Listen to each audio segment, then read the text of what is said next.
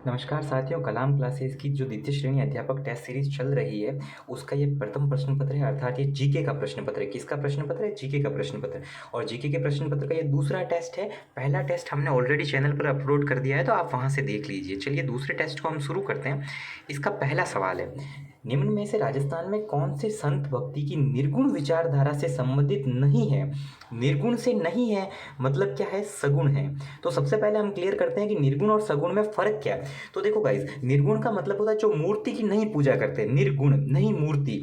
सगुण का मतलब क्या है कि जो कि मूर्ति की पूजा करते हैं। तो निर्गुण और सगुण में फर्क पता चल गया। जिनके साथ में मूर्ति होगी वो सगुण, जिनके साथ में मूर्ति नहीं होगी वो हो गए निर्गुण। तो यहाँ लिखा है निर्गुण विचारधारा से नहीं है। निर्गुण से नहीं है मतलब सगुण से है। सगुण से है दैट मीन्स किनके पास मूर्ति है अथवा कौन मूर्ति की पूजा करता है। तो देखो, मीराबाई के हाथ में आपने भगवान कृष्ण की मूर्ति देखी है, तो मीराबाई तो सगुण हो गई, ठीक है। और हमसे यही पूछ रहा है निर्गुण नहीं है अर्थात सगुण है, तो मीरा सगुण है। दूसरा माऊजी, माऊजी भी कृष्ण की पूजा करते थे, तो मीरा और माऊजी दोनों ही सगुण भक्ति परंपरा से जुड़े हुए हैं। तो मीराबाई राजस्थान से ही है, जिसे राजस्थान की राधा कहा जाता है। और इनका जन्म कुर्सी ग्राम ब्यावर में होता है। इनका जन्म कहाँ होता है? ब्यावर में। और माऊजी कहाँ है? माऊजी को वागड़ का धनी कहा जाता है। और इनका जन्म कहाँ होता है? साबला गांव डूंगरपुर में होता है, ठीक है। दोनों ही भगवान कृष्ण की मूर्ति पूजा करते थे, अर्थात ये दोनों ही सगुण भक्ति परंपरा से संबंधित थे। अब बात करते हैं धन्ना जी। धन्ना जी क्या करते थे? धन्ना जी मूर्ति पूजा नहीं करते थे। ये भगवान को मानते थे लेकिन ईश्वर को मानते थे, अर्थात बिना किसी मूर्ति के इनका डायरेक्ट ईश्वर से संपर्क स्थापित करने पर इनका बल था। जसनाथ जी गुरु गोरखनाथ के शिष्य थे और इनका संबंध बीकानेर से था। और ये भी मूर्ति पूजा नहीं करते थे। तो मूर्ति पूजा वाले कौन से हो गए? 2 और 4। 2 और 4 कौन? मीरा और माऊजी। तो इसका आंसर हो जाएगा 2 और 4। देखो, धन्ना जी का जन्म होता है धुवन गांव टोंक में, जसनाथ जी का होता है बीकानेर में, ठीक है। और मीराबाई का जन्म होता है कुर्सी ग्राम ब्यावर में, और माऊजी का जन्म होता है साबला ग्राम टांक में, साबला ग्राम डूंगरपुर में, ठीक है। तो अब एक चीज़ है कि मीराबाई के बारे में आपने मेड़ता सुना होगा। तो गाइज ऐसा होता है, मीरा का जन्म तो होता है ब्यावर में, बट मीरा जी की जो मदर है ना, वो जब मीराबाई 3 साल की थी तब इनकी मदर की मौत हो जाती है। बहुत बुरा हुआ। तो मम्मी जब इनकी मर जाती है तो इनके जो दादाजी हैं वो मीराबाई को मेड़ता लेकर आ जाते हैं। इसलिए आपने भजन भी सुना होगा कि मीरा जन्मी मेड़ते बा परनाई चित्तौड़। चलिए आगे बढ़ते हैं। तो इसका आंसर हो जाएगा निर्गुण से नहीं है, सगुण से है, तो मीरा और माऊजी है। चलिए आगे बढ़ते हैं नेक्स्ट क्वेश्चन की तरफ। विष्णुई संप्रदाय के जो 2 नंबर क्वेश्चन है, 2 नंबर का क्वेश्चन क्या है? विष्णुई संप्रदाय के प्रवर्तक कौन थे? तो विष्णुई संप्रदाय के प्रवर्तक जाम्बू जी थे। बहुत आसान सा सवाल है। चलिए आगे 3 नंबर क्वेश्चन की तरफ बढ़ते हैं। निम्नलिखित में से रामसनेही संप्रदाय की शाखा और प्रवर्तक का कौन सा युग्म सुमेलित नहीं है? नहीं है का ध्यान रखिए, गलत मत करिए। सिंहतल है हरि रामदास जी से संबंधित, बिल्कुल। शाहपुरा जो इनकी प्रधान पीठ है और पहली पीठ है जहाँ फूलडोल महोत्सव मनाया जाता है। रामसनेही संप्रदाय में कौन सा महोत्सव मनाया जाता है? फूलडोल महोत्सव मनाया जाता है। तो शाहपुरा पीठ की स्थापना रामचरण दास जी ने की थी। रेण धाम की स्थापना किसने की थी? दरियाऊ जी ने की थी। खेड़ापा पीठ की सिंहतल ने नहीं की थी। गाइज एक फैक्ट बताता हूँ, मैं भी रामसनेही संप्रदाय से संबंध रखता हूँ और मैं खेड़ापा पीठ से ही हूँ। तो मुझे व्यक्तिगत तौर पर पता है कि इसकी स्थापना की थी रामदास जी ने। और ये जो रामदास जी थे, ये रामदास जी किनके शिष्य थे? तो ये सिंहतल के हरि रामदास जी के शिष्य थे। तो खेड़ापा पीठ की स्थापना किसने की थी? रामदास जी ने की थी। और ये किनके शिष्य थे? तो हरि रामदास जी के थे। और खेड़ापा कहाँ है? खेड़ापा नागौर में है, ठीक है। मेरे भी मूल रूप से नागौर से ही हूँ, तो खेड़ापा पीठ से मेरा संबंध है रामसनेही संप्रदाय की। चलिए गाइस आगे बढ़ते हैं। तो रेण दरियाऊ जी हो गया, शाहपुरा रामचरण दास जी हो गया, और खेड़ापा पीठ रामदास जी होगा, और सिंहतल हरि रामदास जी हो। तो खेड़ापा इसमें गलत है, रामदास जी होना चाहिए। चलिए गाइस आगे बढ़ते हैं। राजस्थान के किस प्रसिद्ध संत ने निर्गुण भक्ति, निर्गुण दैट मीन्स नॉन मूर्ति, मूर्ति के बिना निर्गुण भक्ति करते हुए व्यक्तिगत मुक्ति का मार्ग प्रशस्त किया? निर्गुण भक्ति करते हुए व्यक्तिगत मुक्ति का मार्ग प्रशस्त किया, तो ये थी रूपा दे। रूपा दे कौन थी? रूपा दे मल्लीनाथ जी की वाइफ थी, रानी रूपा दे। इन्होंने है ना व्यक्तिगत मुक्ति का मार्ग प्रशस्त किया। चलिए आगे बढ़ते हैं। संत दादू के बारे में बात करते हैं। संत दादू आजीवन विवाहित रहे? नहीं, संत दादू आजीवन विवाहित नहीं रहे। इनका गुजरानी नाम की एक महिला से विवाह हुआ था और बाल विवाह हुआ था। तो पहला जो वक्तव्य है वो तो गलत हो गया।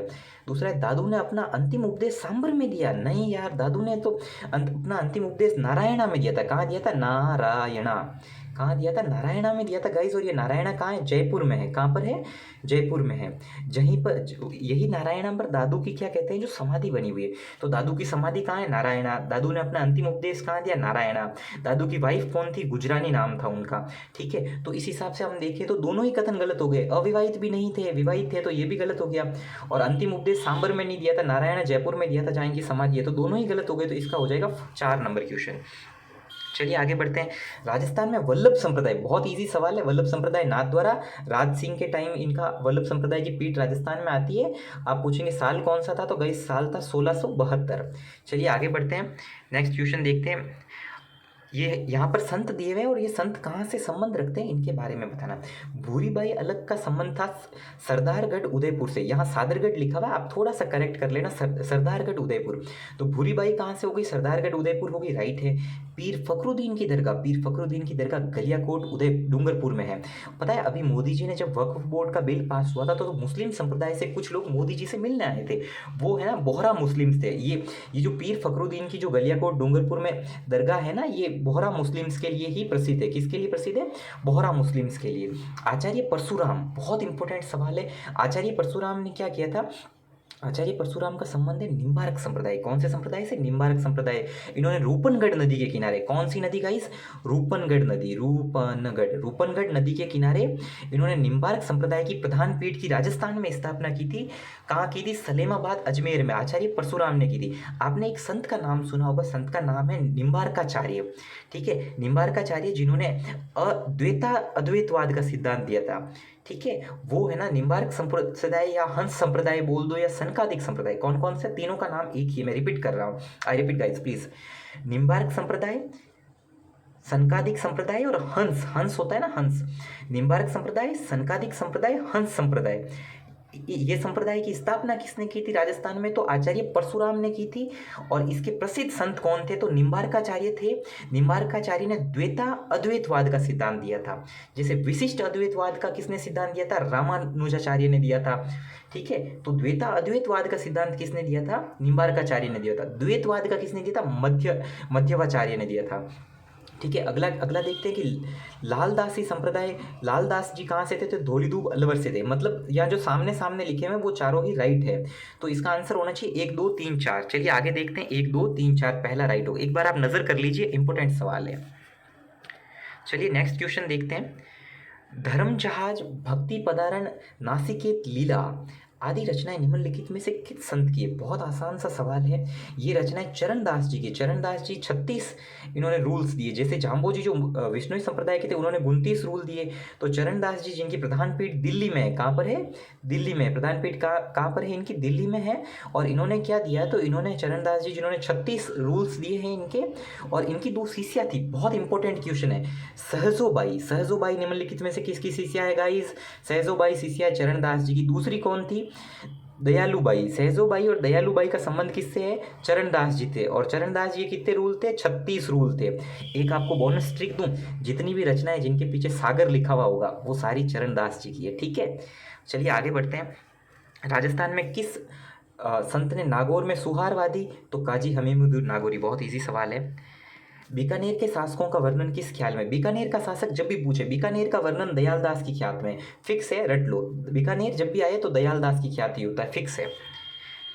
ठीक है, चलिए आगे बढ़ते हैं। बागड़ी, खेराड़ी, मेवाड़ी, गोडवाड़ी ये किसकी उपबोलियां हैं? तो ये है मारवाड़ी की उपबोलियां। मारवाड़ी की उपबोलियां क्या है? बागड़ी, खेराड़ी, मेवाड़ी और गोडवाड़ी ये किसकी है? तो मारवाड़ी की उपबोलियां। गोडवाड़ी पाली और जालोर के एरिया में बोलते हैं। कहाँ बोलते हैं? पाली और जालोर के एरिया। मेवाड़ी आपको पता है। खेराड़ी, खेराड़ी की एक ट्रिक देता हूँ, चलो। K = MDH, K = MDH। K का मतलब खेराड़ी, M मतलब मेवाड़ी, D मतलब ढूंढाड़ी और H मतलब हाड़ौती। राजस्थान की कौन सी बोली है जो मेवाड़ी, ढूंढाड़ी और हाड़ौती तीनों से मिलकर बनी है? तो वो है K = MDH। तो ये हो जाएगा Kherari. K that means Kherari. चलिए आगे बढ़ते हैं। तो इसका जवाब हो जाएगा मारवाड़ी बोली है। चलिए नेक्स्ट क्वेश्चन की तरफ बढ़ते हैं। निम्नलिखित रचनाओं को हमें सुमेलित करना है कि कौन सी रचना किसकी है। सूरज प्रकाश, सूरज की क्या होती है? किरण होती है। तो सूरज का प्रकाश हो जाएगा कर्णिदान, ये राइट है, पहली रचना राइट है। चलिए तीसरी देखते हैं, राज रूपक वीर भाण की, ये भी राइट है। पृथ्वीराज रासो चंद्रवरदाई का, ये भी राइट है। सूरज की किरण होती है तो कर्णिदान, ये भी राइट है। गुणभास किसकी है, तो गाइस गुणभास है हेम कवि की। किसकी, कौन से कवि की, हेम कवि, रट लीजिए, बहुत इंपॉर्टेंट सवाल है। गुणभास किसकी है, हेम कवि की। चलिए आगे बढ़ते हैं। तो इसमें ये गलत हो गया, गुणभास हेम कवि की हो गया। कवि कल्लोल द्वारा रचित ढोला मारू का दूल्हा निम्नलिखित में से किस रस की प्रधानता है। देखो अगर प्रेम रस आए तो पहला ऑप्शन होगा प्रेम रस, हमारे पास प्रेम रस नहीं है तो श्रृंगार रस होगा। ढोला मारू श्रृंगार रस, प्रेम रस हो तो प्रेम रस। नेक्स्ट क्वेश्चन, राजस्थानी भाषा के संदर्भ में निम्नलिखित कथनों पर विचार किए। मध्यकालीन राजस्थानी भाषा में गीत और दोहा प्रमुख छंद थे, बिल्कुल सही है। उस समय पिंगल भाषा का प्रचलन हुआ जिस पर ब्रज का प्रभाव था, बिल्कुल। देखो डिंगल भाषा का प्रभाव कहाँ था, तो डिंगल का था पश्चिमी राजस्थान में, ऐसे याद रखो। पश्चिमी राजस्थान में डींगे हाँकते हैं, थोड़ा सा अजीब लग रहा है लेकिन मैं बोलता हूँ आपकी याद रखने के लिए। तो पश्चिमी राजस्थान में डिंगल, पूर्वी राजस्थान में पिंगल, पूर्व से पिंगल, पश्चिम में डिंगल। तो इस हिसाब से ये दोनों ही कथन राइट है, तो ए और बी दोनों राइट है। आगे बढ़ते हैं, इसका आंसर 1-2 हो जाएगा। नेक्स्ट क्वेश्चन की तरफ बढ़ते हैं गाइस। पृथ्वीराज राठौड़ द्वारा रचित वेली कृष्ण रुक्मणी, वेली कृष्ण रुक्मणी पृथ्वीराज राठौड़ ने रची थी, कहाँ रची थी, गागरोन के किले में रची थी। गागरोन कहाँ है, तो गागरोन है झालावाड़ में, जिसको धूलरगढ़ भी बोलते हैं, ठीक है। अच्छा, गागरोन में 2 साके होते हैं, कौन कौन से 2 साके होते हैं, पहला होता है 1423 में, दूसरा होता है 1444 में। 1423 का जो साका होता है गागरोन में, वो होसंग शाह और अचलदास खींची के विरुद्ध होता है, जिसमें अचलदास खींची क्या कहते हैं, जो हम कह सकते हैं शहीद हो जाते हैं, या अचलदास खींची इसमें केसरिया करते हैं। दूसरा 23 साल बाद दूसरा होता है 1444 में, और 1444 में जब दूसरा होता है वो इसी अचलदास खींची का पुत्र करता है पालहन सिंह, ठीक है। तो यहाँ पर 2 साके होते हैं, पहला 1423 में, दूसरा 1444 में, गागरोन में होता है। और इसी गागरोन में पृथ्वीराज राठौड़ द्वारा रचित वेली कृष्ण रुक्मणी की रचना होती है। और इस रचना की रचना कब होती है, तो भक्ति काल में होती है। इस क्वेश्चन का आंसर हो जाएगा भक्ति काल, ठीक है गाइस। चलिए नेक्स्ट देखते हैं। जागरोटी करौली की है, बिल्कुल सही है, जागरोटी करौली की होगी। तो जागरोटी करौली की होगी। ढाटी बाड़मेर की होती है, डटड़ी जैसलमेर की होती है, ठीक है। ढाटी बाड़मेर की, डटड़ी जैसलमेर की। जागरोटी करौली, मेरे साथ रिपीट करो फटाफट मन में, क्विक। जागरोटी करौली, ढाटी बाड़मेर, डटड़ी जैसलमेर, मेवाड़ी उदयपुर। चलिए तो गाइस आगे बढ़ते हैं, इसका आंसर आप देख सकते हैं कौन सा होगा, तो इसका आंसर ये हो गया। चलिए आगे नेक्स्ट क्वेश्चन की तरफ बढ़ते हैं। बहादुर व्यक्तियों के लिए पवाड़ा लिखे जाते हैं, बहुत इजी सवाल है, आपको रटना। मरसिया मरने वाले व्यक्ति के लिए लिखा जाता तो हो नहीं सकता, बात होती है महानता के बारे में लिखने की, और वही तो आपको पता, वही खाते तो पवाड़ा होगा, बहादुर व्यक्तियों के लिए पवाड़ा।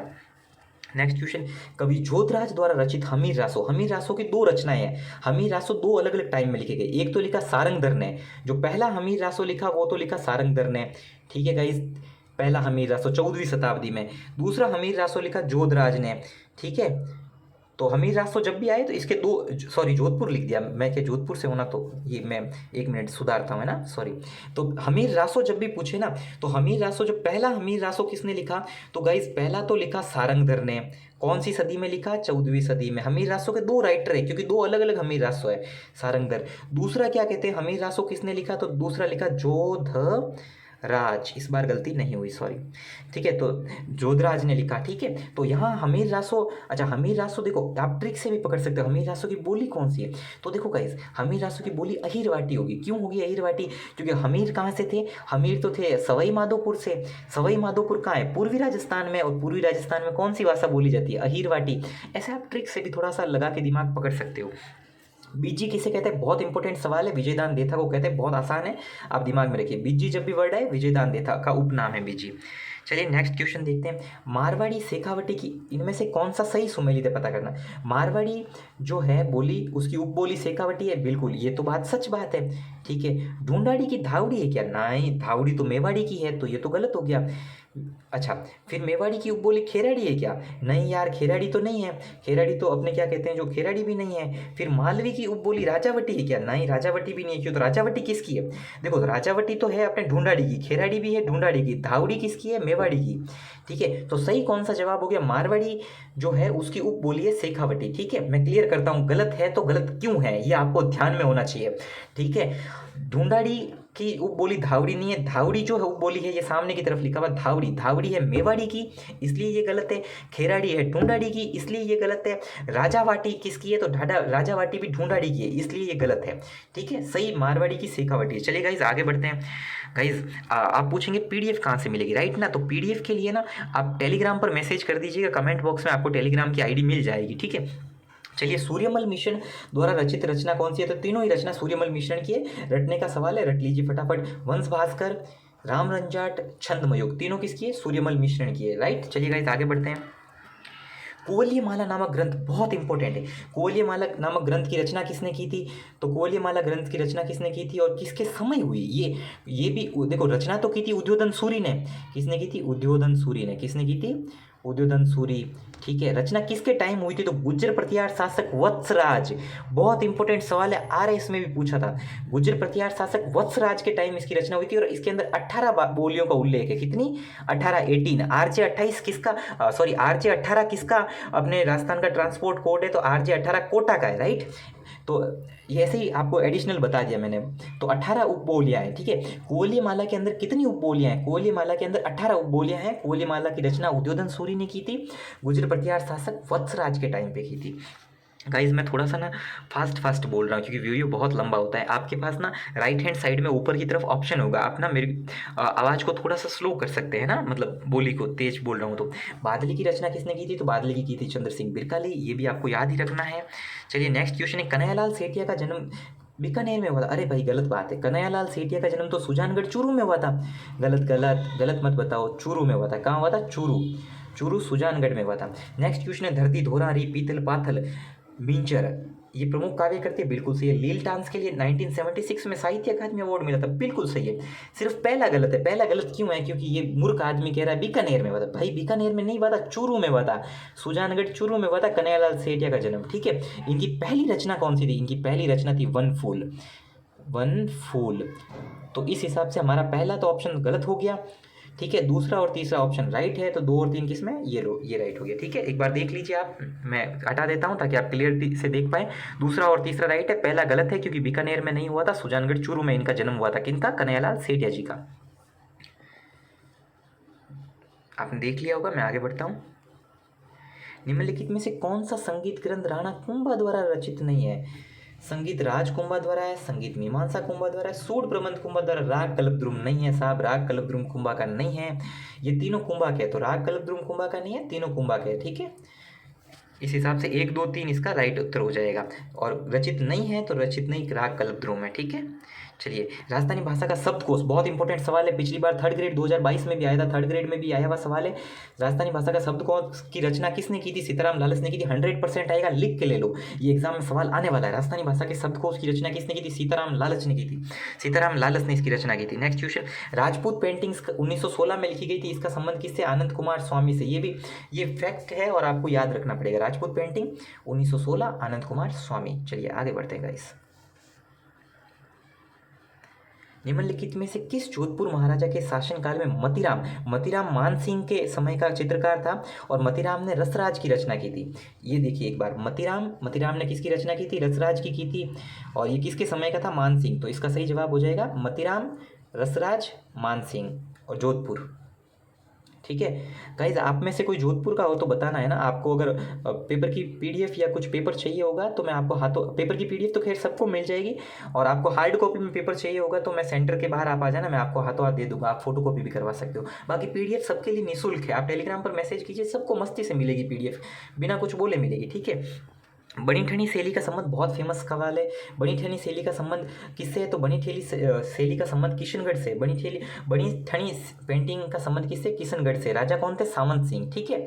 अच्छा, आपको पता है 2016 के UPSC के पेपर के प्री में भी ये किशनगढ़ का आया हुआ है, ठीक है। तो कि बनी ठनी पेंटिंग का संबंध किससे? किशनगढ़ से। आप पूछेंगे कि मुझे कैसे पता? क्योंकि मैंने दृष्टि IAS से तैयारी की है तो मुझे आइडिया है, मैंने ओल्ड पेपर्स उसके भी देखे हैं, ठीक है।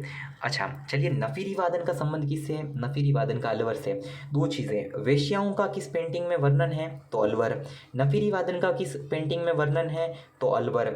नौबत एक वाद्य यंत्र होता है, नौबत बाजे, ये नौबत का किस पेंटिंग में वर्णन है? अलवर।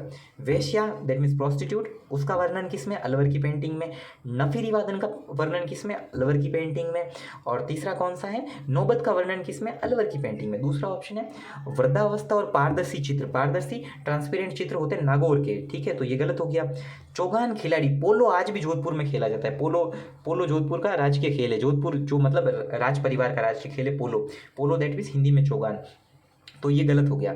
तो देखो पारदर्शी वस्त्र नागौर और चौगान जोधपुर, ठीक है, और आज के खेलों का जयपुर में। तो इसके अंदर क्या हो जाएगा, तो नफीरी वादन अलवर हो गया, बी के अंदर 3 और सी के अंदर 2, ठीक है। तो बी में 3 किस में, सी में 2 और एक में ए में 1 और डी में 4। चलिए एक बार फिर से क्लियर कर देता हूँ। नफीरी वादन अलवर, पारदर्शी वस्त्र नागौर, पारदर्शी वस्त्र का नागौर, चौगान या पोलो कहाँ खेलते हैं, तो चौगान और पोलो कहाँ खेलते हैं, जोधपुर, चौगान और पोलो कहाँ खेलते हैं, जोधपुर, ठीक है गाइस, क्लियर, ओके आगे बढ़ते हैं। जूनिया के चांद, जूनिया का चांद, ये बस वर्ड रट लो, जूनिया का चांद जब भी आए अजमेर होगा। जूनिया का चांद ने पाबू जी का चित्र बनाया था। जय बोलो पाबू जी महाराज की जय हो। पाबू जी महाराज कहाँ से संबंधित है, पाबू जी महाराज ना, कोलू पाबू जी इनका है। अच्छा मुझे याद आ गया, पाबू जी महाराज को लक्ष्मण का अवतार कहा जाता है, कोलू पाबू जी इनका मुख्य क्या कहते हैं, तीर्थ स्थल है, ठीक है। तो जूनिया के चांद, जूनिया का चांद कहाँ से बिलोंग करता है, तो अजमेर से करता है।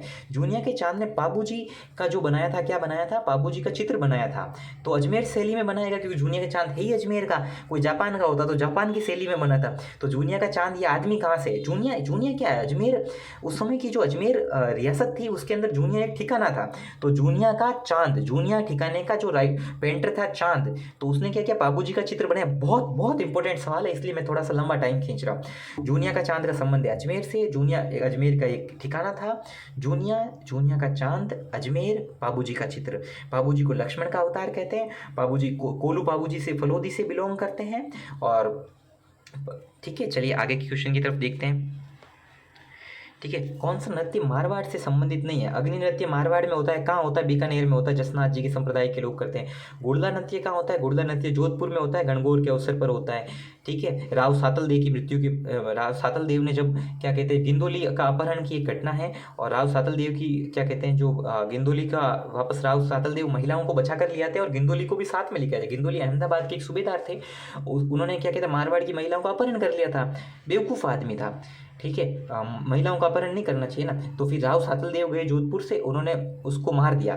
फिर राव सातल देव ने भी क्या किया, उल्टा काम किया, वो उसकी जो बेटी थी गिंदोली उसको लेकर आ गए। भाई यार, महिलाओं को क्यों बीच में लेकर आ रहे हो ना। तो ठीक है, अग्नि नृत्य बीकानेर में, गुड़ला नृत्य कहाँ होता है, तो गुड़ला नृत्य तो होता है अपने जोधपुर में। ढोल नृत्य कहाँ होता है, जालोर में। बिंदोरी होता है झालावाड़ में, ठीक है। एक बार मैं साफ करता हूँ। अग्नि नृत्य जोधपुर, अग्नि नृत्य बीकानेर में, गुड़ला जोधपुर में, ढोल जालोर में। बिंदोरी कहाँ होता है, बिंदोरी होता है झालावाड़ में। अब झालावाड़ तो मारवाड़ का एरिया है नहीं, तो इसका सही जवाब हो जाएगा, मारवाड़ से नहीं है तो बिंदोरी। चलिए नेक्स्ट क्वेश्चन देखते हैं। निम्नलिखित में से कौन सा नृत्य व्यावसायिक नृत्यों की श्रेणी में नहीं आता है।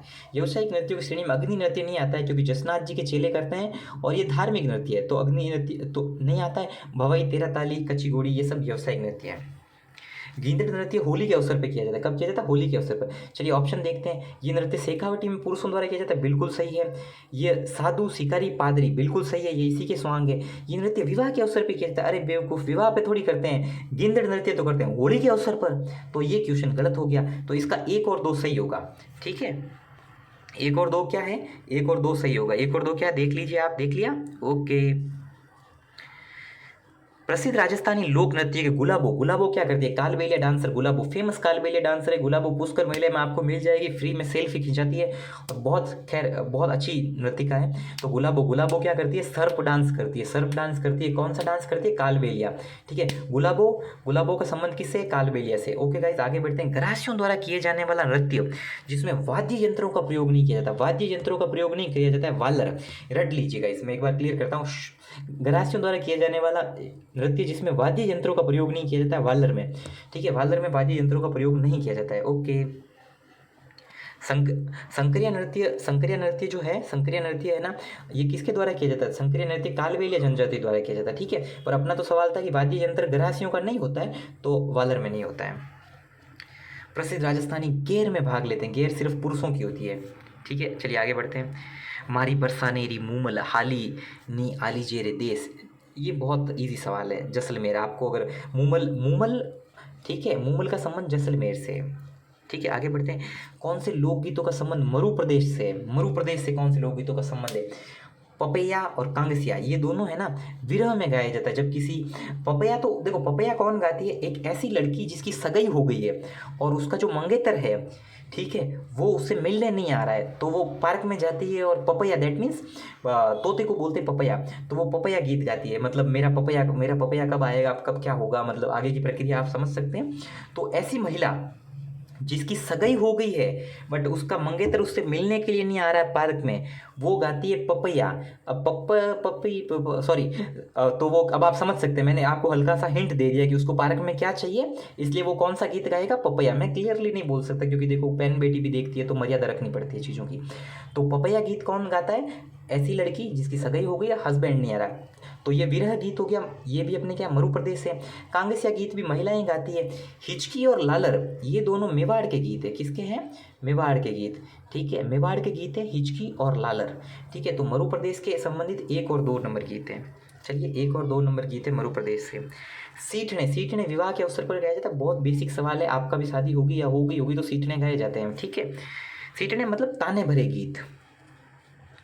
चलिए निम्नलिखित में से, अच्छा मेरी शादी नहीं हो रखी है ना, सगाई हो रखी है, पता नहीं, सॉरी मैं क्यों बता रहा हूँ, मुझे नहीं पता ये। अच्छा ऊपर मैंने बोला था ना वो शादी आपकी होगी, उसके रेफरेंस में दीजिए, सॉरी मैं अपना बयान वापस लेता हूँ। निम्नलिखित में से कौन सा विरह गीत नहीं है, तो गाइज विरह गीत नहीं है, तो विरह गीत नहीं है कौन सा, तो देखो जोरवा, ये बहुत इंपॉर्टेंट सवाल है, अपन फटाफट सीरियस होते हैं। जोरवा जो है ना विरह गीत है, जोरवा गाया जाता है जैसलमेर में। कहाँ गाया जाता है, जैसलमेर। जैसलमेर का कौन सा विरह गीत है, तो गाइस जैसलमेर का विरह गीत है जोरवा। कौन सा है, जोरवा। अगर अभी तक आप वीडियो में यहाँ तक पहुँचे हो ना तो गाइस आप पूरा देख कर ही जाना, ठीक है, मतलब बहुत फ़ायदा मिलेगा। मैं रिक्वेस्ट नहीं करता हूँ, ना सब्सक्राइब भी करता हूँ, ना लाइक शेयर कुछ नहीं करता हूँ। मुझे लगता है कि भाई मेरा कंटेंट अच्छा लगेगा तो कर देंगे स्टूडेंट्स।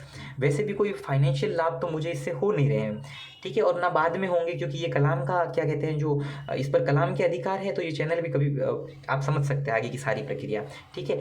खैर मैं एक्सप्लेन कर रहा हूँ तो क्या पता अच्छे से सब कुछ सही हो जाएगा, मोनेटाइज होगा एक दिन, बिल्कुल होगा, हम पॉजिटिव सोच के चलते हैं। तो विरह गीत नहीं है, तो झोरवा तो जैसलमेर का विरह गीत है।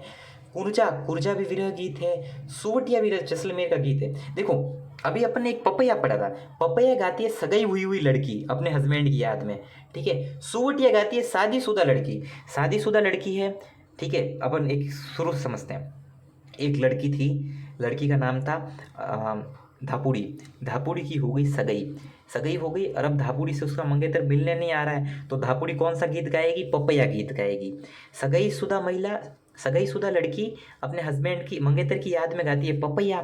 शादीशुदा अपने मंगेतर की याद में कौन सा गीत गाती है, तो सुवटिया, ठीक है। पहले धापुड़ी की सगाई हुई तो वो गाती थी पपैया गीत, फिर धापुड़ी की शादी हो गई और हस्बैंड बाहर चला गया काम करने, ठीक है, तो अब धापुड़ी कौन सा गीत गाती है, सुवटिया। चलिए आगे बढ़ते हैं। तो इसका आंसर हो जाएगा रसिया। रसिया है ना, विरह गीत नहीं है, ठीक है। अल्लाह जिलाबाई का संबंध बीकानेर से, और अल्लाह जिलाबाई मांड गायक है। आपने एक गाना सुना होगा, केसरिया बालम आओनी पधारोनी मारे देश, ठीक है, ये अल्लाह जिलाबाई की गाया हुआ है और मांड गाय शैली में गाया हुआ है। भीलों के लोकगीत जिसमें स्त्री और पुरुष साथ मिलके, साथ हम साथ साथ, तो हम सिडो, ये ट्रिक है, ऐसे याद रख सकते हैं। तो साथ मिलकर कौन से स्त्री और पुरुष गाते हैं, हम सिडो, ठीक है। और मेवाड़ में दीपावली के अवसर पर 15 दिन पहले लड़के और लड़कियां मिलकर गीत गाते हैं। देखो लड़के तो गाते हैं, देखो इसका आंसर ना, लड़के तो गाते हैं लोवड़ी गीत। कौन सा गाते हैं, लोवड़ी या हरणी। लड़के कौन सा गाते हैं, आपसे पूछा लड़का, तो लड़का गाएगा लोवड़ी। लड़की क्या गाएगी, लड़की गाएगी गड़लियो, क्योंकि लड़कियां गड़ला उठाती है ना।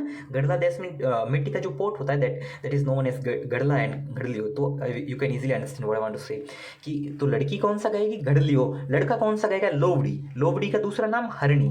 मेवाड़ में दिवाली के टाइम ये होता है, ठीक है। चलिए नेक्स्ट क्वेश्चन आगे बढ़ते हैं। लड़की गड़लियो, गड़लियो दैट मीन्स घड़ा जिसमें पानी भरा जाता है, लड़का गाएगा लोवड़ी गीत, ठीक है। चलिए गाइस आगे बढ़ते हैं। राजस्थानी चित्रशैली में स्त्रियों की सुंदरता का खान है, ये कथन एक बार आप देख लीजिए, आप खुद से पढ़िए। किसके अनुसार राजस्थानी चित्रशैली स्त्रियों की सुंदरता की खान है, वासुदेव शरण अग्रवाल।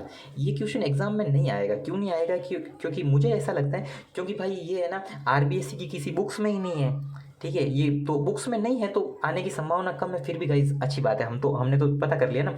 तो स्त्रियों की सुंदरता का किसने खान बोला है? Khan that means mines. स्त्रियों की सुंदरता की खान किसने बोला है? तो वासुदेव शरण अग्रवाल ने बोला। मैं फिर से क्लियर करता हूँ, वासुदेव शरण अग्रवाल 1 नंबर ऑप्शन। आप भी क्लियर कर लीजिए, मैं गोला बना देता हूँ, वासुदेव शरण अग्रवाल। इसका स्टेटमेंट ये रहा, स्टेटमेंट देख लीजिए, और किसने कहा ये देख लीजिए, वासुदेव शरण अग्रवाल। ठीक है, आदिवासी क्षेत्रों में इंद्र को रिझाने के लिए एक ही गीत होता है, धाड़। धाड़ गीत होता है। कौन सा गीत होता है? इंद्र को रिझाने का गीत कौन सा है? तो इंद्र को रिझाने का धाड़ गीत है, धाड़ गीत, 2 नंबर ऑप्शन।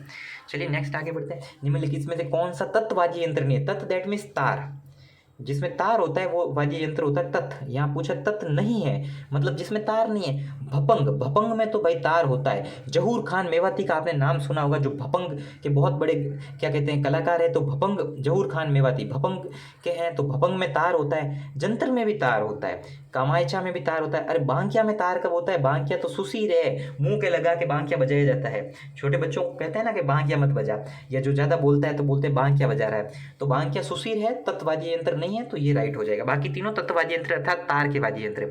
चलिए नेक्स्ट क्वेश्चन देखते हैं। इस क्वेश्चन में गाइस क्या जनजातियां दी हुई है और उनके नृत्य हमें दिए हुए। क्या दी हुई? जनजातियां दी हुई और नृत्य दिए हुए। तो गरासिया कौन सा नृत्य बड़े? गरासियों का मांदल नृत्य है, ठीक है। कथोड़ी जनजाति जो महाराष्ट्र से आई है उसका मावलिया नृत्य है। गरासियों का मांदल, कथोड़ी, ठीक है, गरासियों का मांदल, कथोड़ी का मावलिया। भील कौन सा नृत्य करते हैं? तो भील करते हैं हाथीमना नृत्य। कौन सा करते हैं? हाथीमना। और कंजर कौन सा करते हैं? धाकड़ करते हैं। कथोड़ी मावलिया करती है और गरासिया मांदल करती है। एक बार इसको आप ध्यान से देख लीजिए। गरासिया कौन सा नृत्य करते हैं? गरासिया करते हैं मांदल, ठीक है। कथोड़ी कौन सा करते हैं जो महाराष्ट्र से आई? मावलिया। भील कौन सा नृत्य करते हैं? हाथीमना। देखो तीर पीछे की तरफ से, भील कौन सा करते हैं? हाथीमना। कंजर कौन सा करते हैं? तीर आगे की तरफ राइट हैंड से, धाकड़। गरासिया मांदल, कथोड़ी मावलिया, भील हाथीमना, कंजर धाकड़ नृत्य। चलिए गाइस आगे बढ़ते हैं, ठीक है। इसका ऑप्शन कौन सा राइट होगा? तो पहले के अंदर 3 है, पहले में 3, कथोड़ी का 4, तो पहले में इसका ऑप्शन ये राइट हो गया, ठीक है। आप एक बार मैच कर लीजिए या स्क्रीनशॉट ले लीजिए। चलिए गाइस आगे बढ़ते हैं। ढूंढाड़ी के भित्ति चित्र देखो, आमेर भी ढूंढाड़ से जयपुर से संबंधित है, बेराट भी जयपुर से संबंधित है। बेराट अभी कोटपुतली बहरोड नामक नए जिले में आ गया। भावपुरा भी जयपुर से संबंधित है और मोजमाबाद भी जयपुर से संबंधित है। तो इसके अंदर ABCD चारों ऑप्शन हो जाएंगे ढूंढाड़ी के चित्र शैली से संबंधित। चलिए गाइस आगे बढ़ते हैं। एक लोहे और चमड़े से बना वाद्य यंत्र जो मंदिरों में प्रार्थना के समय बजाया जाता है, नौबत, ठीक है। और नौबत किस चित्र शैली में नौबत का सबसे ज़्यादा उल्लेख हुआ है? तो अलवर की शैली में। मैंने 3 पॉइंट बताए थे। वेश्या दैट मीन्स प्रोस्टिट्यूट, जो पैसे लेकर संबंध बनाती है उसे उसे वेश्या बोलते हैं, ठीक है। तो वेश्या का उल्लेख, और क्या कहते हैं नफीरी वादन और नौबत वादन, ये दोनों अलवर शैली में, ठीक है। इसके अलावा आपको गुलिस्ता एक चित्र शैली है, गुलिस्ता नामक एक चित्र है, वो भी अलवर में। फिर से क्लियर करता हूँ, वेश्या, नफीरी और नौबत और गुलिस्ता चित्र शैली किससे संबंधित है? अलवर से। इसका आंसर क्या हो जाएगा? मंदिरों में नौबत बजाया जाता है।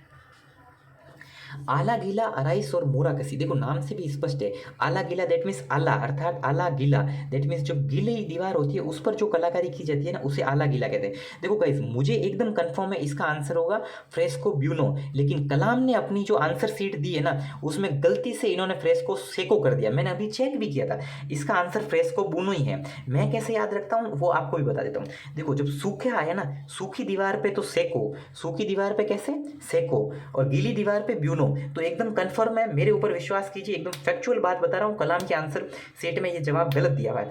जब भी आला गीला, अराइस और मोरा कसी बोले तो फ्रेस्को ब्यूनो ही करना है। आप सीरियसली बोल रहा हूँ, आप प्लीज़ एग्जाम में गलत मत करके है ना। ये बोले ना आला गीला, मैंने अभी जस्ट चेक भी किया है, आला गीला, अराइस और मोर कसी, ये फ्रेस्को ब्यूनो ही होगा, है ना गाइस। प्लीज़ चेक करना है ना। मैंने कलाम को भी उनका टेस्ट सीरीज पे मैंने ऑब्जेक्शन डाल दिया, मैंने कहा ये फ्रेस्को सेको तो सूखे के लिए होती है, ठीक है। अब ऑब्जेक्शन का रिजल्ट मुझे पता है कि ब्यूनो ही आएगा, जो तीसरा ऑप्शन है वही आएगा, क्योंकि यही सही है ना। सेको जो कलाम ने गलत बता दिया। तो अब फिर से क्लियर करता हूँ सारी चीज़ें जीरो से। आला गीला, अराइस, मोरा कसी, ये तीनों फ्रेस्को ब्यूनो, BUNO, वापस लिखता हूँ BUNO, फ्रेस्को ब्यूनो से संबंधित है। ओके आगे बढ़ते हैं। ठीक है, यहाँ चित्रशैली दी हुई है और उस चित्रशैली के सामने कलाकार दिए हुए हैं। तो सबसे फेमस कलाकार आप जानते हैं निहाल चंद तो किशनगढ़ से है, तो ये हो गया निहाल चंद किशनगढ़। ठीक है, ये तो आपको क्लियर है। बीकानेर से कौन संबंधित है, तो बीकानेर से अली राजा संबंधित है। ठीक है, उस्ता कलाकार है। कौन सा कलाकार है, उस्ता। ठीक है, उस्ता कलाकार है। चलिए आगे बढ़ते हैं। ठीक है, मेवाड़ से साबुद्दीन संबंधित है और मारवाड़ से शिवदास भाटी संबंधित है। तो चलिए फिर हम देख पा रहे हैं कि देखो किशनगढ़ से निहाल चंद इतना कॉमन है कि एग्जामिनर ने है ना सारे ऑप्शन में 2-2 दिया है। ठीक है, इसके बाद बीकानेर से 3 है और मेवाड़ से कौन सा है, तो मेवाड़ से कौन सा है, साबुद्दीन। तो इस हिसाब से हमारा जवाब ये हो जाएगा। एक बार आप देख लीजिए, मिलान कर लीजिए, याद कर लीजिए। चलो मैं ही याद करवा देता हूँ। किशनगढ़ से निहाल चंद, बीकानेर से अली राजा, मेवाड़ से साबुद्दीन, मारवाड़ से शिवदास भाटी। चलिए गाइस आगे बढ़ते हैं। सवाई जय सिंह के चित्रकारों के लिए बनाए गए कारखाने सूरत खाना कहलाता था। क्या, कौन सा खाना, सूरत खाना। देखो मेवाड़ में सूरत खाना की स्थापना किसने की, तो मेवाड़ में तो जगत सिंह ने की थी। किसने की थी, जगत सिंह ने। ठीक है, तो मेवाड़ चित्रशैली का जो गोल्डन टाइम होगा जगत सिंह का टाइम हो जाएगा। जयपुर में सवाई जय सिंह ने सूरत खाना बनाया था। चलिए आगे बढ़ते हैं। जहूर खां मेवाती, अरे यार ये मैंने आपको भी बताया था जब मैं भभंग पढ़ा रहा था तत्ववादी यंत्र वाले सवाल में, तो मैंने कहा था जहूर खान मेवाती का संबंध किससे है, तो जहूर खान मेवाती का संबंध किससे गाइस, तो भभंग से, भभंग से। ओके आगे बढ़ते हैं। वैष्णव की सर्वप्रधान गद्दी, गलता जी। गलता जी जयपुर की स्थापना की थी कृष्णदास पयहारी ने। किसने की थी, कृष्णदास पयहारी ने। 1 नंबर ऑप्शन इसका राइट होगा। किसने की थी, तो गलता जी की स्थापना किसने की थी, कृष्णदास पयहारी ने की थी। ओके गाइस आगे बढ़ते हैं।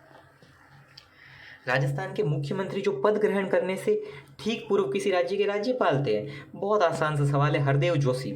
ठीक है, हरदेव जोशी राज्यपाल थे और राज्यपाल के पद से इस्तीफा दिया इस बंदे ने, और इस्तीफा दे के ये बंदा राजस्थान का राजस्थान का मुख्यमंत्री बनता है फिर से।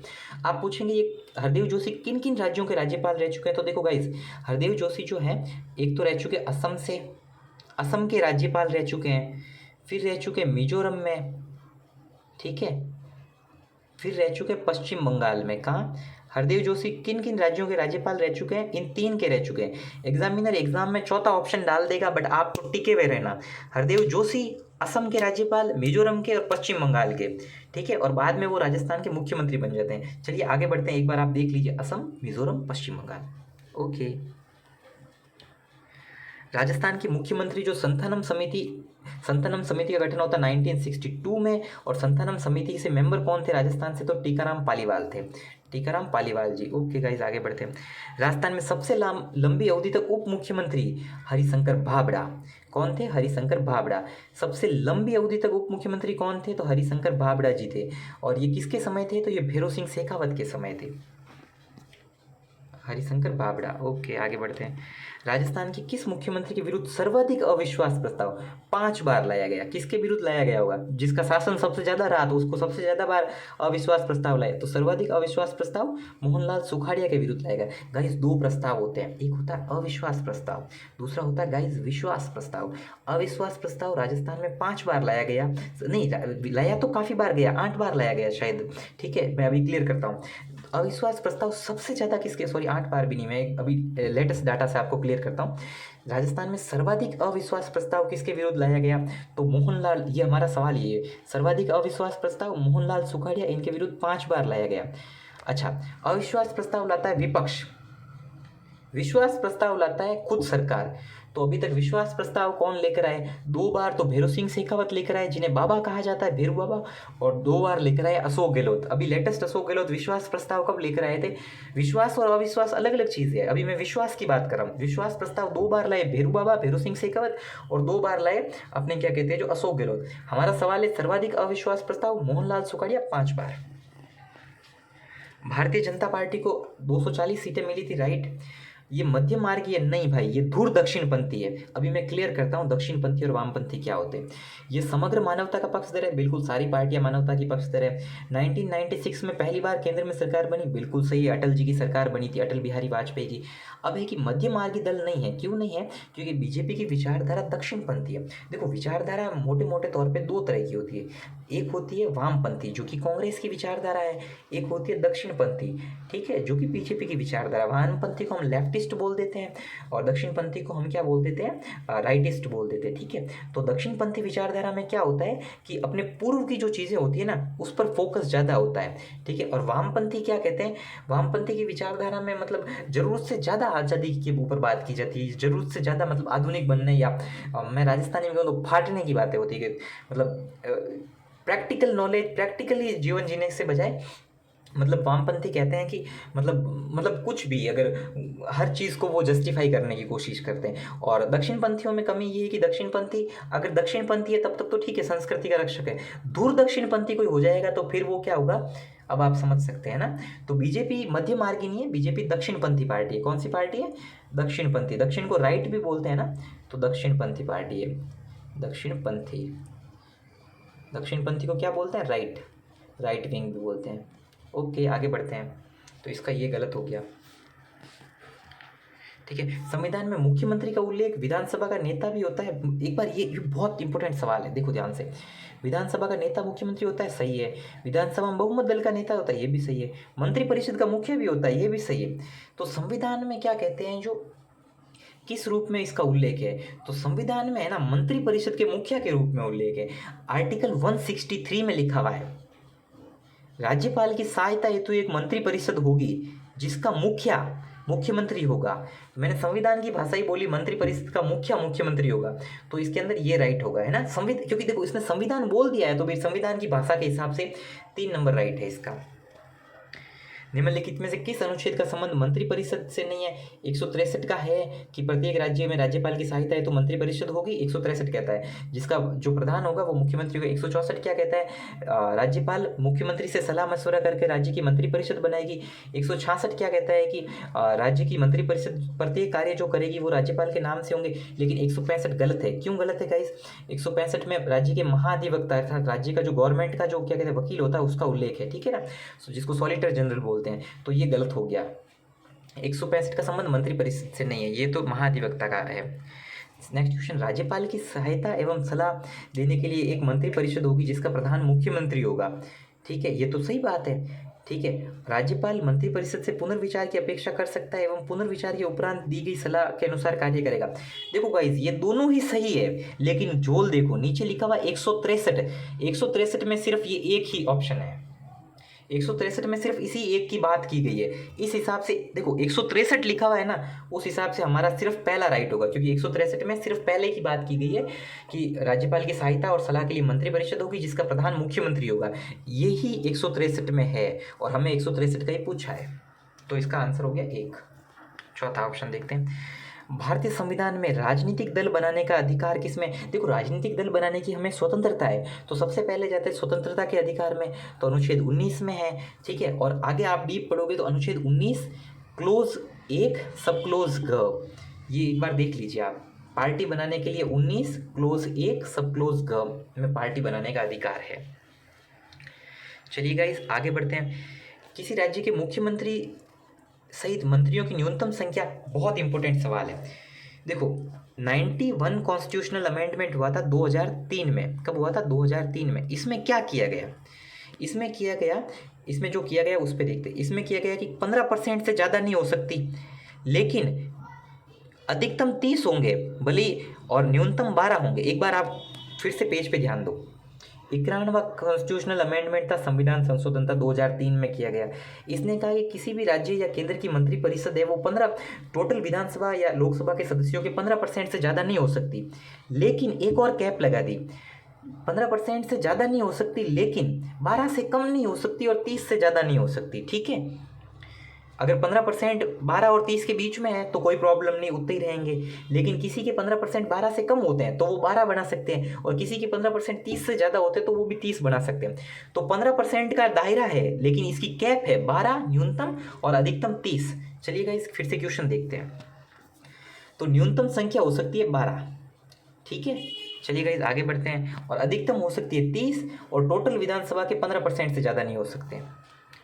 सरकार में दल बदल मंत्रिपरिषद का ये जो है, इसके लिए 164 वन ख है, इसको आपको याद रखना पड़ेगा। दल बदल से संबंधित 10वीं अनुसूची है, और दल बदल का प्रावधान से संबंधित अनुच्छेद है 164 वन ख। ठीक है, तो इसका ऑप्शन सही हो जाएगा 4 नंबर ऑप्शन। मंत्रिपरिषद का सामूहिक उत्तरदायित्व होता है 164(2). बहुत इजी और बहुत इंपॉर्टेंट सवाल है। तो इसका कौन सा सामूहिक उत्तरदायित्व जब भी बोले तो आपको 164(2) करना है, ठीक है। चलिए नेक्स्ट क्वेश्चन, मंत्रिपरिषद सदैव, इसका सत्य क्वेश्चन का अपन को पता करना है, सत्य कौन सा है। तो मुख्यमंत्री सदैव विधानसभा का नेता होता है, बात तो सत्य है, लेकिन आगे देखते हैं क्या बात है। मुख्यमंत्री सदैव विधान परिषद का नेता होता है, ये तो जरूरी नहीं है। मुख्यमंत्री सदैव विधानसभा का नेता होता है, जरूरी नहीं है। मुख्यमंत्री विधान परिषद का भी नेता हो सकता है, इसलिए सदैव वर्ड आया तो गलत हो गया। मुख्यमंत्री सदैव विधान परिषद का नेता होता है तो सदैव वर्ड आया तो ये भी गलत हो गया। मुख्यमंत्री विधानसभा का नेता नहीं होता, ये भी गलत बात है। तो सही बात कौन सी है? तो सही बात कौन सी है गाइस? तो सही बात है बहुमत दल का नेता होता है, ठीक है। ये गलत है क्योंकि सदैव वर्ड आ गया। तो मुख्यमंत्री जैसे महाराष्ट्र के पूर्व मुख्यमंत्री थे, कौन थे? अपने उद्धव ठाकरे थे, वो तो विधान परिषद के नेता थे, तो ये बात फेल हो गई। तो सदैव विधान परिषद का होगा, ये भी बात गलत है क्योंकि राजस्थान के जितने भी मुख्यमंत्री हुए सब विधानसभा के हुए। तो सदैव वर्ड आने से मामला गड़बड़ हो गया, नेता नहीं होता है, ये तो बात पूरी गलत है, ठीक है। तो बहुमत दल का नेता होता है मुख्यमंत्री। 69 क्वेश्चन, निम्नलिखित में से कौन सा मुख्यमंत्री का कर्तव्य नहीं है? मुख्यमंत्री का कर्तव्य वो अपने विधायी और प्रशासनिक मामलों की संबंधित सूचना राष्ट्रपति को देना ही। यार क्या भोली बात कर दी, सबको पता है राज्यपाल को देता है, राष्ट्रपति को तो नहीं देता है, ठीक है। और प्रशासनिक और विधायी मामलों की सूचना राज्यपाल को दे, बिल्कुल ये सही है। अब मैं क्लियर करता हूँ, देखो प्रधानमंत्री आर्टिकल 67 में है ना, जो पीएम होता है ना, वो आर्टिकल 67 में राष्ट्रपति को सूचना देता है, और जो सीएम होता है वो आर्टिकल 176 में किसको सूचना देता है? सॉरी, एक बार इस चीज़ को मैं मिटाता हूँ, एक बार है ना, एक बार रुको, मैं क्लियर कुछ और बताने लग गया। सॉरी, एक बार फिर से क्लियर करते हैं, जीरो से करते हैं। ये गलत क्यों हुआ? क्योंकि मुख्यमंत्री राष्ट्रपति को सूचना नहीं देता है। ये सही क्यों हुआ? क्योंकि मुख्यमंत्री राज्यपाल को सूचना देता है। अब देखो पीएम सूचना देता है 76 में, आर्टिकल 76 कहता है कि प्रधानमंत्री राष्ट्रपति को सूचना देगा। सीएम सूचना देता है, सीएम सूचना किस में देता है? तो सीएम सूचना देता है 167, पीएम देता है 76 76 में, और सीएम देता है 167 में, ठीक है। देखो उसमें 7 6 हैं, इसमें 6 7, एक बार ये क्लियर कर लो।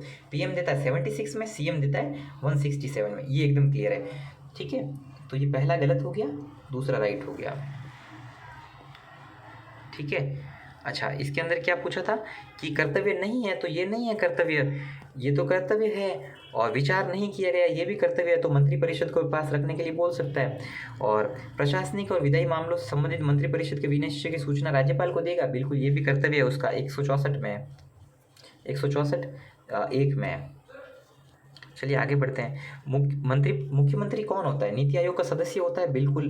मुख्यमंत्री अंतरराज्य परिषद, अंतरराज्य मतलब खूब सारे राज्यों की जो परिषद बनती है उसका सदस्य होता है, बिल्कुल सही है। और राज्य आयोजना बोर्ड का सदस्य होता है, ये भी सही है। तो इसके तीनों ही सही है, तो इसका सही जवाब हो जाएगा 1 2 3, तीनों ही राइट है। चलिए नेक्स्ट क्वेश्चन, मुख्यमंत्री के त्याग पत्र देने से, अर्थात मुख्यमंत्री इस्तीफा दे दे तो मंत्रिपरिषद भंग नहीं होती। अरे यार गलत बात है, मुख्यमंत्री ही मंत्रिपरिषद की जान होता है। सीएम नहीं रहेगा तो मंत्री क्या करेंगे? तो मुख्यमंत्री नहीं तो मंत्री नहीं, तो ये बात तो गलत हो गई। यहाँ तो लिखा है कि मुख्यमंत्री से के जाने से मंत्रिपरिषद भंग नहीं होती, ये बात गलत है। मुख्यमंत्री नहीं तो मंत्रिपरिषद नहीं। मुख्यमंत्री की मृत्यु हो जाने की दशा में मंत्रिपरिषद भंग हो जाती है, बिल्कुल सही बात है। मुख्यमंत्री ही मंत्रिपरिषद की जान है, ठीक है। मुख्यमंत्री रहेगा तो मंत्रिपरिषद रहेगी, तो पहला गलत हो गया, दूसरा राइट हो गया। भारत आदिवासी पार्टी, भारत आदिवासी पार्टी कौन सी? इसको बोलते हैं बाप पार्टी। कौन सी? भारत आदिवासी पार्टी, BAP। इसकी स्थापना कब होती है? तो गाइस इसकी स्थापना होती है 10 सितंबर 2023 में, अभी लेटेस्ट में ही बनी है ये पार्टी। आदिवासी बहुल्य क्षेत्रों की ये पार्टी है, दक्षिणी राजस्थान की। और ये एग्जाम में इंपॉर्टेंट सवाल आ सकता है। बाप पार्टी की स्थापना कब हुई? 10 सितंबर 2023 को हुई। और बाप पार्टी की स्थापना की थी राजकुमार रोत ने। अभी राजकुमार रोत कौन है? तो बाप पार्टी देखो राजकुमार है, या जो है राजकुमार रोत ने स्थापना की 10 सितंबर 2023 को की बाप पार्टी, भारत आदिवासी पार्टी, ठीक है। तो इसका सही जवाब हो जाएगा बाप पार्टी, भारत आदिवासी पार्टी। नेक्स्ट क्वेश्चन है, 10 सितंबर 2023 को बाप पार्टी की स्थापना हुई थी।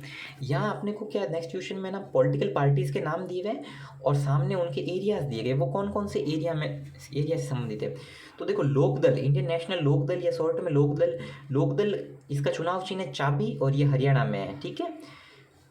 ऑल इंडिया फॉरवर्ड ब्लॉक इसकी सुभाष चंद्र बोस के ज़माने से स्थापना, और ये पश्चिम बंगाल में, ये हरियाणा में। जोरम पीपुल्स पार्टी मिजोरम में है, और बीजू जनता दल ये अपने ओडिशा में है, नवीन पटनायक। पता है आपको गाइस, मैं सच में दिल से बोलता हूँ, मुझे अगर कोई सबसे अच्छा मुख्यमंत्री लगता था, अभी तो ये मुख्यमंत्री नहीं है, अभी जीतन राम मांझी मुख्यमंत्री है बीजेपी के, लेकिन सबसे प्यारा मुख्यमंत्री जो थे ना, नवीन पटनायक थे, और वो बीजू जनता दल से थे, और राजस्थान से हज़ारों किलोमीटर दूर है, लेकिन अच्छा आदमी है तो अच्छा आदमी है, सीधी बात है। भले ही मैं इनकी पार्टी से विचारधारा से हूँ या हूँ भी नहीं, ठीक है, इनकी पार्टी उड़ीसा में काम करती है, लेकिन बहुत प्यारा आदमी है। कौन प्यारा आदमी है? नवीन पटनायक, जो बीजू जनता दल का है। तो इस हिसाब से देखो, ये भी सही है, ये भी सही है, ये भी सही है, ये भी सही है, तो इसका आंसर हो जाएगा 1 2 3 4। 1 2 3 4 ऑप्शन है क्या? ये देखो 1 2 3 4, एक बार आप फिर से पढ़ लीजिए, ठीक है। चलिए आगे बढ़ते हैं। Next question, Janata Dal United, अरे जनता दल यूनाइटेड का चुनाव चिन्ह तीर है, बिल्कुल सही है। ये जनता दल यूनाइटेड कौन सा है? ये नीतीश कुमार जो बिहार के मुख्यमंत्री है ना, उनका तीर है। अगला क्वेश्चन है, जननायक जनता पार्टी का कार है? नहीं, मैंने जस्ट ऊपर वाले क्वेश्चन में बताया था कि जननायक जनता पार्टी है, जो दुष्यंत चौटाला की पार्टी है, हरियाणा से संबंधित है, और इसका चुनाव चिन्ह कार नहीं है। मैंने ऊपर भी बताया था, इसका चुनाव चिन्ह चाबी है। क्या है इसका चुनाव चिन्ह? चाबी। चाबी दैट मीन्स की, KEY, ठीक है। और शिरोमणि अकाली दल पंजाब से, इसका तराजू है, और समाजवादी पार्टी सपा जो अखिलेश यादव, उसकी साइकिल है। तो इसमें से 3 राइट है, तो केवल 3 युग्म राइट है। गलत कौन सा हुआ? जननायक जनता पार्टी की चाबी है, कार नहीं है, ठीक है। चलिए आगे बढ़ते हैं। निम्नलिखित में से असंगत को पता करना है कि इनमें से असंगत कौन सा है, ठीक है, असंगत इनमें से कौन सा है। तो गाइस असंगत का पता करते हैं फटाक से अपन। आम आदमी पार्टी के अरविंद केजरीवाल है, फेमस है। भारतीय जनता पार्टी के JP नड्डा है। वर्तमान अध्यक्ष पूछ रहा है ना कि किसका वर्तमान अध्यक्ष नहीं है? BSP अर्थात बहुजन समाज पार्टी बसपा की मायावती है, BJP का JP नड्डा है, और आम आदमी पार्टी के अरविंद केजरीवाल है। तो किसका नहीं है? तो नेशनल पीपुल्स पार्टी, जो अभी अभी क्या कहते हैं राष्ट्रीय दल बना है, ये भारत का पूर्वोत्तर का दल है, और इसके PM संगमा नहीं है, इसके कोनराड संगमा है। PM संगमा के बेटे हैं कोनराड संगमा। ये PM संगमा कौन है? ये पूर्व लोकसभा के अध्यक्ष है, और इन्होंने राष्ट्रपति का चुनाव भी लड़ा था, लेकिन ये हार गए थे। तो अभी वर्तमान अध्यक्ष पूछा, संस्थापक पूछे तो NPP नेशनल पीपुल्स पार्टी के PM संगमा ही है, लेकिन वर्तमान अध्यक्ष कौन थे? तो वर्तमान अध्यक्ष इनके पुत्र हैं, कॉमराड नाम है, तो ये गलत हो गया है ना, ये गलत हो गया। 18वीं लोकसभा के चुनावों में राष्ट्रीय दल का दर्जा प्राप्त नहीं था। कम्युनिस्ट पार्टी मार्क्स को था, नेशनल पीपुल्स पार्टी को था, मैंने जस्ट ऊपर बताया, बहुजन पार्टी को भी था, सपा को नहीं था। सपा का चुनाव चिन्ह कौन सा? साइकिल, इसको नहीं था, ठीक है, ये राष्ट्रीय पार्टी नहीं थी, ठीक है। टोटल 6 राष्ट्रीय पार्टी है। कौन कौन सी है? नहीं, कौन कौन सी मतलब थी उस समय 18वीं के समय? तो देखो, Congress, BJP, national people's party, Baspa, Bahujan Samaj party, आम आदमी पार्टी, और इसके अलावा कौन थी? तो कम्युनिस्ट पार्टी ऑफ इंडिया मार्क्सवादी। उस समय ये 6 थी, ठीक है। अब आप क्लियर रख सकते, कब? 18वीं लोकसभा के चुनाव के समय। तो इसमें कौन सी नहीं है राष्ट्रीय पार्टी? तो सपा नहीं है। अब बात करते हैं किस पार्टी की स्थापना कब होती है। तो शिवसेना उद्धव बाला साहब ठाकरे, ये अभी लेटेस्ट स्थापना होती है 2022 में, ठीक है। तो ये तो पहले का तो यही है। फिर राष्ट्रीय लोकतांत्रिक पार्टी RLP कहते हैं, 2018 में हुई थी। हनुमान बेनीवाल जो नागौर सांसद है, उन्होंने स्थापना की थी। लोक जनशक्ति पार्टी की स्थापना कब होती है? तो 2000 में होती है। और जननायक जनता पार्टी, जिन्होंने दुष्यंत चौटाला ने स्थापना की थी, इसकी भी 2018 में होती है। तो देखो, RLP और जननायक जनता पार्टी दोनों की 2018 में होती है, ठीक है। लोक जनशक्ति पार्टी की 2000 में होती है, और उद्धव बाला साहब ठाकरे की 2022 में होती है। तो 2016 में किसी की स्थापना नहीं होती है, ठीक है। फिर क्लियर कर रहा हूँ, RLP अर्थात B ऑप्शन, और जननायक जनता पार्टी अर्थात D ऑप्शन, दोनों की स्थापना ही 2 नंबर अर्थात 2018 में होती है, ठीक है। तो अब देखते हैं फटाक से, ये रहा ऑप्शन जिसके अंदर दोनों में 2 है, तो यहाँ से क्लियर है। चलिए आगे बढ़ते हैं। राष्ट्रीय लोकतांत्रिक पार्टी RLP, ठीक है, ठीक है। ये RLP नागौर से ही है शायद, हाँ नागौर से ही है। हनुमान बेनीवाल नाम के व्यक्ति इसके अपने क्या कहते हैं संयोजक है, और मेरे दादाजी भी नागौर से थे, तो मैं ऐसे जानता हूँ। हालांकि ये पार्टी जिस समुदाय से बिलोंग करती है, मैं तो उस समुदाय से नहीं हूँ, खैर कोई पार्टी नहीं कहती है। खैर आगे बढ़ते हैं। चलिए 78 नंबर क्वेश्चन देखते हैं। राष्ट्रीय लोकतांत्रिक पार्टी अर्थात RLP, इसको है ना राज्य स्तरीय दल का दर्जा क्यों मिला? क्योंकि इनके ना लोकसभा में एक सांसद है, कौन है? HB हनुमान बेनीवाल। ये कहाँ से सांसद है? तो ये नागौर से है, ठीक है। नागौर में एक फेमस गांव है, नागौर में एक फेमस गांव है टांकला गांव। कौन सा गांव है गाइस? टांकला गांव। ये टांकला गांव जो है ना दरी उद्योग के लिए प्रसिद्ध है। ये टांकला गांव दो तीन चीज़ों के लिए प्रसिद्ध है। देखो नागौर का जो जो टांकला गांव है ये दरी उद्योग के लिए प्रसिद्ध है। ये आपने आर्ट एंड कल्चर में पढ़ा होगा, दरी उद्योग के लिए कौन सा गांव प्रसिद्ध है? तो टांकला गांव नागौर का प्रसिद्ध है। ठीक है। और पवन प्रजापति का क्या कहते हैं, जो जन्म स्थान कौन सा है फेमस, जो एक व्यक्तित्व है पवन प्रजापति, उनका जन्म स्थान कौन सा है? तो उनका जन्म स्थान भी टांकला गांव में है। और एक लोक देवता जो रामसिनी संप्रदाय से संबंध रखते हैं, उनका जन्म स्थान कौन सा है? वो भी टांकला गांव है। तो दरी उद्योग के लिए राजस्थान में दो प्रसिद्ध गांव हैं। कौन कौन से गांव है दरी उद्योग के लिए प्रसिद्ध? एक तो सालावास जोधपुर में है, और टांकला गांव दूसरा ये नागौर में है। तो यहाँ प्रजापत समुदाय के जो लोग हैं टांकला गांव नागौर में, ये दरी उद्योग बनाते हैं और बहुत प्यारी दरिया बनाते हैं, इसका एक्सपोर्ट होता है। तो तीन चीज़ों के लिए टांकला गांव प्रसिद्ध है।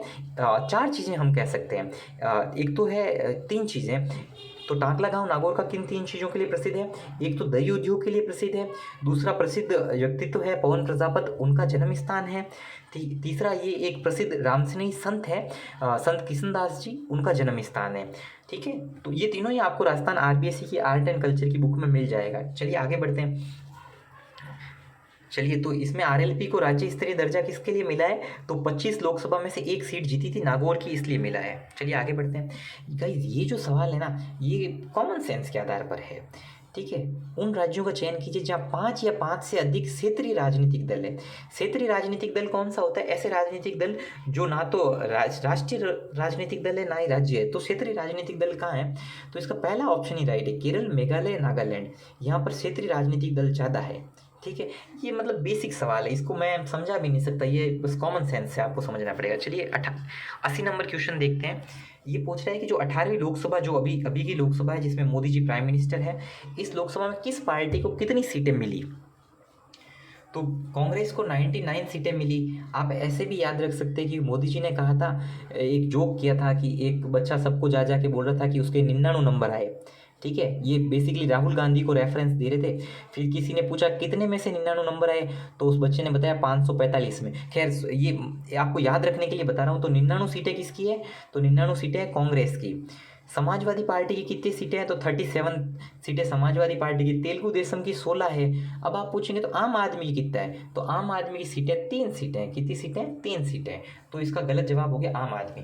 कांग्रेस की कितनी सीटें हैं? 99, समाजवादी की 37, तेलुगु देशम की 16। गलत किसका है? आम आदमी पार्टी, इसकी 10 नहीं है, 3 सीटें। चलिए आगे बढ़ते हैं गाइस। दल बदल निरोधक कानून के संबंध में कौन से कथनों पर विचार कीजिए? कोई भी निर्दलीय सदस्य यदि 3 माह की अवधि के पश्चात किसी भी राजनीतिक दल में सम्मिलित होता है तो उसकी सदस्यता समाप्त होगी। ठीक है। दूसरा ऑप्शन देखते हैं। कोई भी मनोनीत सदस्य किसी मनोनयन की तिथि से किसी राजनीतिक दल की सदस्यता ग्रहण करता है तो उसकी सदस्यता समाप्त होगी। इसमें से कौन सा कथन सत्य है? तो ना इसमें से कौन सा कथन सत्य है? तो गाइस इसमें से सिर्फ ना अपने क्या कहते हैं, जो इसको एक बार क्लियरिटी के साथ मैं फिर से पढ़ता हूँ। इसके अंदर पहला कथन ही सत्य है। ठीक है ना। निर्दलीय सदस्य है जो 3 माह की अवधि के पश्चात किसी राजनीतिक दल में नहीं जा सकता। आप चुनाव हो गए, 3 महीने में किसी में जाना है तो चले जाओ, बाद में नहीं जा सकते हो। ठीक है। इसमें ऑप्शन एक ही राइट होगा। सचिवालय का पद सोपान क्रम का अवरोही क्रम क्या है? अवरोही मतलब बड़े से छोटा, आरोही मतलब छोटे से बड़ा। अपने को पूछा बड़े से छोटा।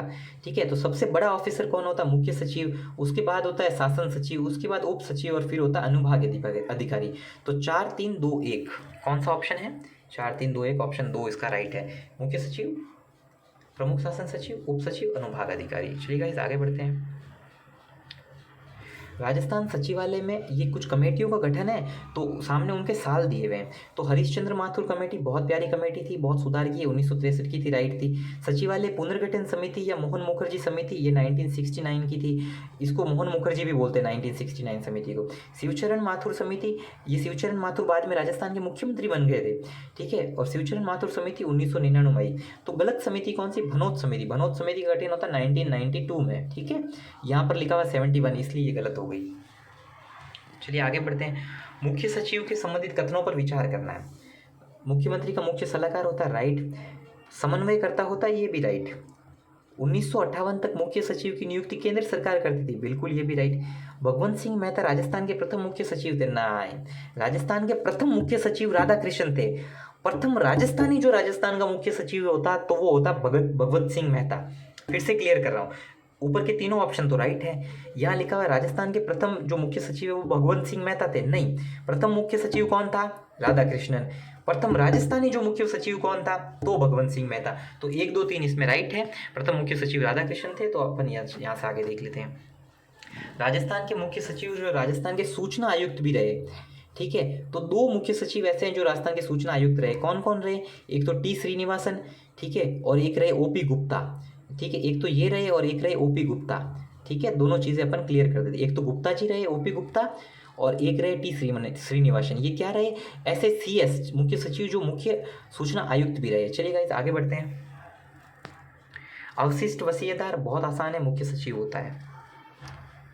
राजस्थान के मंत्रिमंडल सचिवालय के किस कार्यालय में आते हैं? तो सामान्य प्रशासन विभाग, और इसका हेड होता है मुख्यमंत्री। चलिए 88 नंबर क्वेश्चन देखते हैं। राजस्थान सचिवालय एकीकृत रूप में कब आया? तो 13 अप्रैल 1949 को आया। फिक्स है, याद कर लीजिए, 13 अप्रैल 1949। पूर्वोत्तर भारत का पहला राजनीतिक दल जिसे राष्ट्रीय दल की मान्यता मिली थी, मैंने अभी अभी बताया था, PM संगमा, जिसके अभी वर्तमान अध्यक्ष कॉमरेड संगमा है। तो वो कौन सी पार्टी थी? वो पार्टी थी NPP।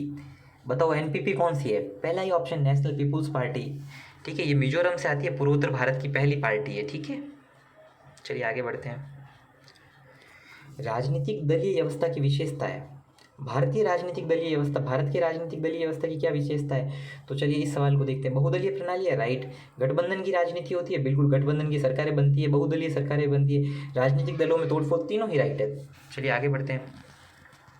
91 राजस्थान कृषि विकास योजना, ठीक है। ये करंट का सवाल है। जो 91 नंबर सवाल है वो करंट का सवाल है, राजस्थान कृषि विकास योजना, ठीक है। तो इसके लिए 1350 का बजट है, बिल्कुल सही है। मधुमक्खी पालन करने वाले 2000 किसानों को 5000 रुपये दिए जाएंगे, ये भी सही बात है, हर साल दिए जाएंगे। लेकिन इसमें लिखा हुआ है कि चरणबद्ध रूप से 10,000 कस्टमर हायरिंग सेंटर बनाएंगे। कस्टम हायरिंग सेंटर नहीं, 1000। कितने हज़ार? 1000 बनाए जाएंगे, 10,000 नहीं। इसलिए 3 नंबर क्वेश्चन गलत हो गया। चलिए आगे बढ़ते हैं गाइस, नेक्स्ट क्वेश्चन देखते हैं। तो इसके ऑप्शन सही होंगे 1 और 2। चलिए गाइस आगे देखते हैं। पारंपरिक लाख कलाकार जिसने 5000 लाख की पेंटिंग बनाई है, द्रौपदी मीणा। बहुत इंपॉर्टेंट सवाल है, रट लीजिए। द्रौपदी मीणा लाख कलाकार, ये लाख से काम करती है। यहाँ फिर देखा नक्शा योजना राजस्थान में 10,000 राजस्थान के जो कस्बे और गांव हैं उनको क्या कहते हैं, जो कवर करेगा। तो इसका ऑप्शन का सही जवाब हो गया 10,000। फिर है वन डिस्ट्रिक्ट वन डेस्टिनेशन योजना के संबंध में कौन सा असंगत है? त्रिपुरा सुंदरी बांसवाड़ा, लोहागढ़ धाम झुंझुनू, रामगढ़ टाइगर रिजर्व बूंदी। तो असंगत कौन सा है? कायलाना झील नहीं है जोधपुर में। जोधपुर में कौन है? जोधपुर में मेहरानगढ़। कौन सा गढ़? मेहरानगढ़ को इसके अंदर चुना गया है। तो ये तीसरा गलत हो गया। चलिए गाइस आगे बढ़ते हैं। 95 नंबर क्वेश्चन, निम्नलिखित में से असंगत युग्म का चयन कीजिए। राजस्थान स्पाइन एक्सपो कहाँ हुआ था? स्पाइन एक्सपो जोधपुर में हुआ था। अन्न किसान मेला गुड़ामलानी में हुआ था। इंटरनेशनल हाइड्रोजन कॉन्क्लेव भी जयपुर में हुआ था। मरु महोत्सव बीकानेर में नहीं होता, जैसलमेर में होता है। इजी सवाल है, आप देख लीजिए।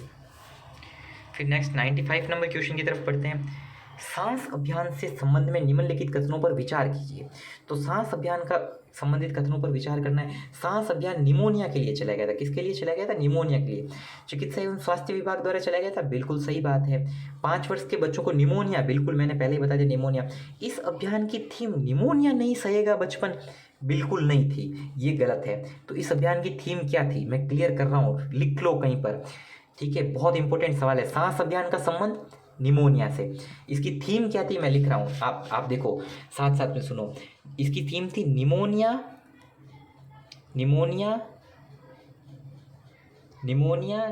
नहीं तो बचपन सही। इसकी थीम क्या थी? निमोनिया नहीं तो बचपन सही, ये इसकी थीम थी। क्या थी? निमोनिया नहीं, बचपन सही, ठीक है। ये रट लो, निमोनिया नहीं, बचपन सही, नहीं सही, ऐसे आप एग्जाम में याद रखना, ठीक है। ये इसकी थीम थी, किस अभियान की? सांस अभियान की। चलिए नेक्स्ट 97 नंबर क्वेश्चन देखते हैं। 97 नंबर क्वेश्चन क्या है कि ई व्हीकल पॉलिसी के लिए का संबंध किससे है? तो ई व्हीकल पॉलिसी का संबंध किससे? पॉलिसी के लिए कितना फंड दिया गया? तो गाइस जो ई व्हीकल पॉलिसी के लिए अभी हाल ही के बजट में 200 करोड़ रुपए का फंड दिया गया। ठीक है, आप ऐसे दिमाग में याद रख सकते हैं कि जो दोपहिया वाहन, जो दोपहिया ई व्हीकल है, उनके लिए 200 करोड़ का फंड है। ठीक है गाइस। अच्छा 98 नंबर क्वेश्चन देखते हैं। अच्छा गाइस ये पीडीएफ यहीं समाप्त हो गई। 98 नंबर क्वेश्चन पूरा नहीं है, मैं 98, 99 और 100 नंबर क्वेश्चन आपको आगे ऐड करके अगले पीडीएफ में समझा दूंगा। ठीक है गाइस। तो 97 number question, e vehicle policy के लिए कितना बजट है? तो 200 करोड़ का बजट है गाइस, है ना। मैंने अभी तक सब्सक्राइब का नहीं बोला है, बहुत मेहनत की है, 1 घंटे से ज़्यादा समय हो गया, गर्मी में बैठा हूँ क्योंकि पंखा चलाते ही आवाज़ क्लियर नहीं होती है। खैर मैं बस आपसे प्रेम करता हूँ, आप मुझसे प्रेम कीजिए और थैंक यू सो मच। आपने अभी तक, अगर आप यहाँ तक पहुँचे हैं तो एक बार कमेंट में ज़रूर बताना कि लास्ट में मैंने, है ना, क्या बोला था। ठीक है, लास्ट में मैंने बोला था, क्या बोला, मैं लास्ट में बोल देता हूँ कि जो भी यहाँ तक पहुँचा है उस सबकी सेकंड ग्रेड का एग्ज़ाम क्लियर होगा, या जो भी जिस किसी भी एग्ज़ाम की तैयारी कर रहा है, ठीक है, वो एग्ज़ाम क्या कहते हैं, जो उस एग्ज़ाम में वो कामयाबी प्राप्त करेगा। ठीक है गाइस। चलिए गाइस, अगर आप यहाँ लास्ट तक पहुँचे हैं तो आप जो निमोनिया का जो सांस अभियान था उसकी थीम को कमेंट बॉक्स में ज़रूर लिखे जाएगा, और वो थीम है निमोनिया नहीं तो बचपन सही, निमोनिया नहीं बचपन सही। ठीक है guys, thank you so much, यहाँ तक आपने मुझे टाइम दिया इसके लिए थैंक यू।